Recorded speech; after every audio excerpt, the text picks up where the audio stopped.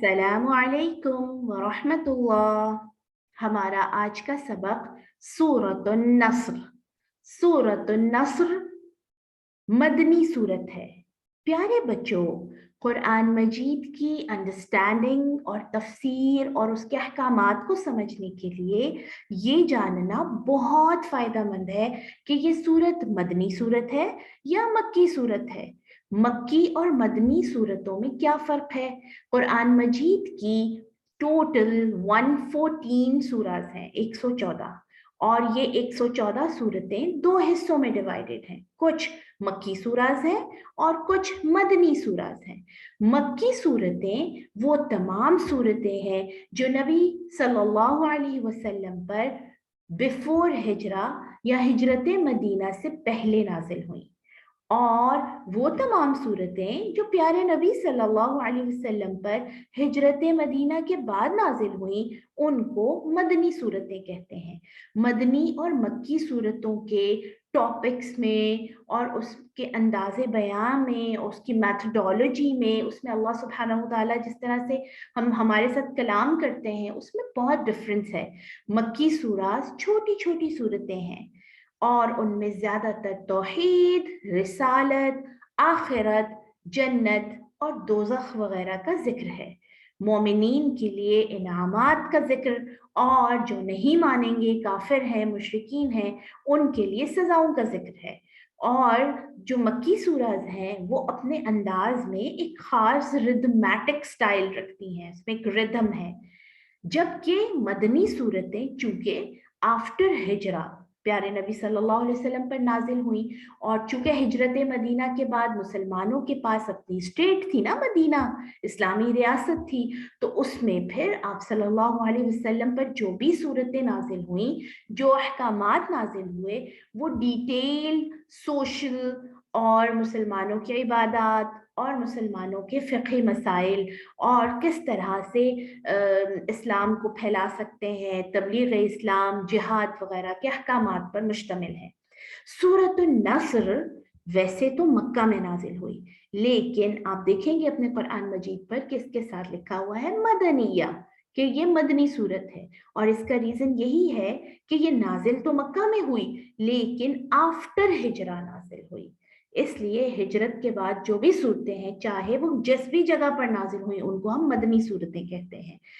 इस सूरत के बारे में उलमा फरमाते हैं कि ये आखिरी कंप्लीट सूरा है जो नबी सल्लल्लाहु अलैहि वसल्लम पर नाजिल हुई। इसके बाद कोई भी मुकम्मल सूरत नाजिल आप सल्लल्लाहु अलैहि वसल्लम पर नहीं हुई, ये आखिरी सूरत है। और ये सूरत उस टाइम पे नाजिल हुई जब मुसलमान फतहयाब हो गए थे, वही मक्का जहां 8 साल पहले मुसलमानों को बहुत बुरे सलूक के साथ रहना पड़ा था। मुशरिकीन मक्का बहुत उनको तंग करते थे और इतना सताया करते थे कि मुसलमानों ने अपने घर बार और अपनी सारी चीजें छोड़कर मदीना जाना ही उनके लिए उसमें आफियत थी।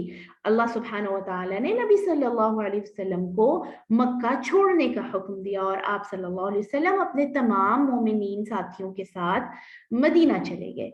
और आप देखिए 8 साल बाद फिर मक्का फतह हुआ और आप सल्लल्लाहु अलैहि वसल्लम शानदार तरीके के साथ उसी मक्का में वापस आए जहां उससे पहले मुसलमानों को रहने ही नहीं दिया जा रहा था। तो हम देखते हैं इस सूरत में अल्लाह सुब्हानहू व तआला क्या फरमा रहे हैं। अऊज़ु बिल्लाहि मिनश शैतानिर रजीम, बिस्मिल्लाहिर रहमानिर रहीम। इज़ा जाअ नस्रुल्लाहि वल फतह, जब आ गई अल्लाह की मदद और कामयाबी, जब मुसलमानों को अल्लाह की मदद पहुंच गई और वो कामयाब हो गए, यानी जो फतह मक्का और उसके बाद मुसलमानों की जो शान और शौकत हुई, मुसलमानों को सारी कुर्बानियों और सारी जो उन्होंने सेक्रीफाइसेस की थी उसका इनाम दुनिया में कामयाबी की सूरत में मिला। और यही अल्लाह सुब्हानहू व तआला का रूल है, जो अल्लाह के दीन के लिए मेहनत करता है, जो अल्लाह सुब्हानहू व तआला के लिए कुछ सेक्रीफाइस करता है, अल्लाह उसको दुनिया और आखिरत दोनों में मदद और विक्ट्री दोनों से नवाजते हैं। तो इज़ा जाअ नस्रुल्लाहि वल फतह, جب اللہ کی طرف سے مدد آ گئی اور فتح نصیب ہوئی، وَرَأَيْتَ النَّاسَ يَدْخُلُونَ فِي دِينِ اللَّهِ أَفْوَاجًا، اور آپ دیکھتے ہیں لوگوں کو یدخلون، وہ داخل ہو رہے ہیں، فی دین اللہ افواجا، اللہ کے دین اسلام میں گروپس اینڈ گروپس میں. پہلے تو ایک ایک کر کے کوئی مسلمان ہوتا تھا، اور پھر آپ دیکھیے جب مسلمانوں کو فتح نصیب ہوئی اور اللہ سبحانہ و تعالیٰ نے ان کو عزت سے نوازا، تو پورے پورے قبیلے اور گروپس اور بڑے بڑے ٹرائبس مسلمان ہونے کے لیے پہنچے. اور جس وقت آپ صلی اللہ علیہ وسلم نے آخری خطبہ حج دیا، اس وقت اتنے زیادہ مسلمان تھے، لاکھوں کی تعداد میں ماشاءاللہ. فسبح، تو جب وکٹری مل گئی، جب اللہ کی طرف سے کامیابی مل گئی، تو اب کیا کرنا ہے؟ اللہ کا شکریہ کرنا ہے. فسبح بحمد ربک، بس آپ تسبیح بیان کیجئے اللہ کی تعریف کے ساتھ. یعنی یہ فتح جو ملی ہے، یہ اللہ کی طرف سے جو مدد ملی ہے، یہ اللہ کا انعام ہے مسلمانوں پر.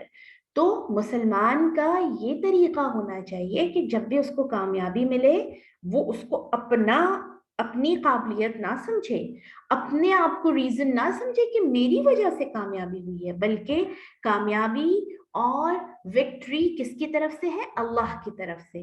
تو جب بھی کامیابی ملے، مسلمان کا طریقہ یہ ہونا چاہیے کہ فسبح بحمد ربک، کہ تسبیح بیان کیجیے اللہ کی تعریف کے ساتھ، واستغفرہ، اور اس سے بخشش مانگتے رہیے، اس سے معافی مانگتے رہیے.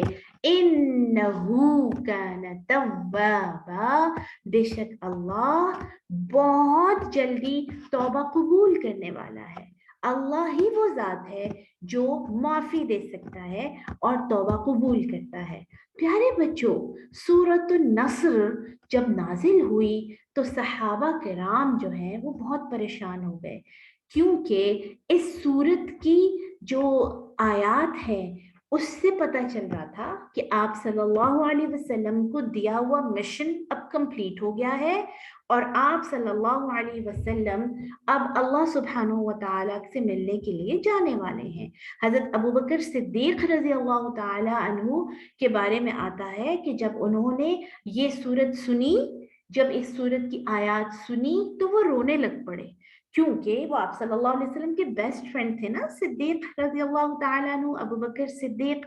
کیونکہ ان کو پتہ چل گیا کہ اب نبی صلی اللہ علیہ وسلم کا مشن کمپلیٹ ہو گیا ہے، اور آپ صلی اللہ علیہ وسلم کا جو ڈیتھ ٹائم ہے وہ قریب آ پہنچا ہے.